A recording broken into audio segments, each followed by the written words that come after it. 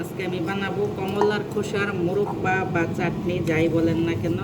এখানে আমি 3টা কমলার খোসা নিয়েছি। খোসাগুলি এভাবে ছোটো ছোটো করে কাটিয়ে একটা পাতিলে পানি দিয়েছি, দিয়ে একটা বলক দিয়ে ছিলকাগুলি দিয়েছি, দিয়ে আমি একটু ফুটিয়ে নিয়েছি। বেশিক্ষণ ফুটাই নাই, শুধু বলক দিয়েছি। এখন এটাকে আমি গরম পানির থেকে উঠাইয়া ঠান্ডা পানিতে দিয়ে ভিজিয়ে রাখবো 10 মিনিট, তাতে করে কালারটা সুন্দর থাকে। এখন আমার 10 মিনিট হয়ে গেছে ঠান্ডা পানিতে ডুবানো। আমি এটাকে পুরাটাকে চিপে ওই পাতিলটাতে, যে পাতিলটাতে সিদ্ধ করেছিলাম ওই পাতিলটাতে দিয়ে নিব, পুরাটা পানির থেকে জড়াই নিব।